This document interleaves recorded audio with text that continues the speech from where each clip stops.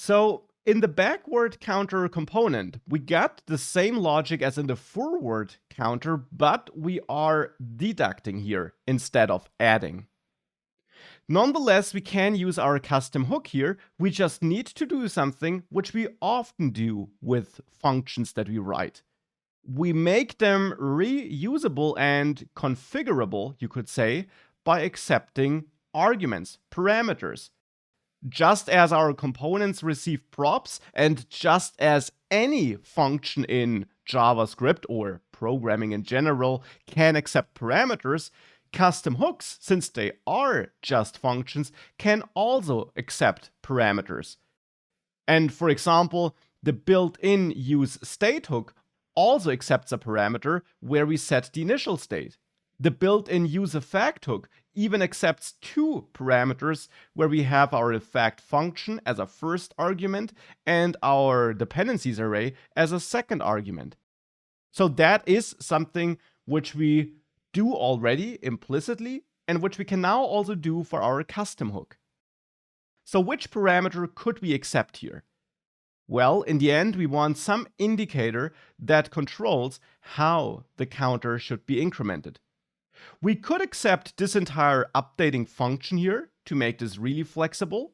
So here we could have our counter update function as a parameter, and then in our custom hook, just execute counter update function like this, and expect that the argument we get here is then a function that can be executed, which gets the previous counter and accepts the new counter.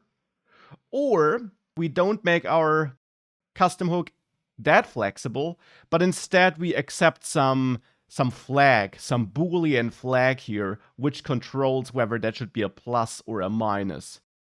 So we could, for example, accept a forwards parameter, the name is up to you, which is true if we want to add and false if we want to subtract.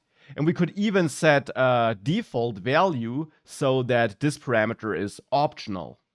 And then here inside of set interval, we just check if forwards, if that is true, then we update set counter like this.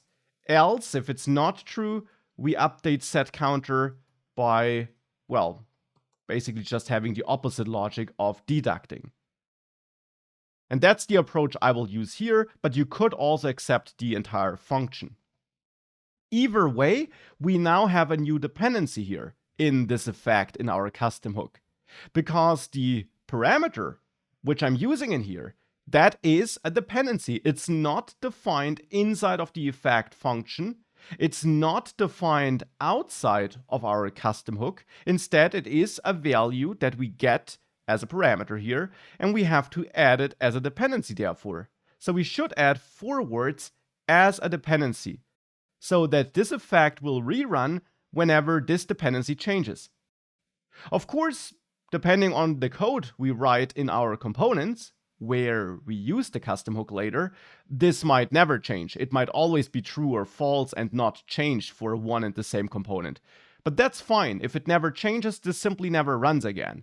We still have to add it as a dependency to follow all best practices and to ensure that if we would have a component where useCounter is used with different values for the argument, this effect would rerun if the argument changes. And that makes a lot of sense, by the way, because if we had a component where the counter can switch between forwards and backwards, we of course would want to restart the counter with the new logic if the value changed. But that's just some side theory here. For the moment, it doesn't matter too much. We can just go to the backward counter and import useCounter there as well, by going to the hooks folder and importing it. And then in there, in the backward counter, we call useCounter and we pass false as our argument here for our forwards parameter, because here we don't want to go forwards, we want to go backwards. We didn't need an argument in the forward counter. There we can call it like this because we got a default value in the custom hook. But if we want a different value than that default value, we have to pass it. Well, and with that, we can again extract our counter by using that return value, and then get rid of all that other logic in the backward counter component like this. And if we now save that, and we reload our application, we still have both counters working, but now with our custom hook. And of course, this was a made-up example here, and of course, besides the example on its own not being too realistic, you could definitely also find more ways of reusing logic here and working with one component instead of two counter components. But this was just there to introduce you to custom hooks. Now let's move on to a more realistic scenario where custom hooks can really shine.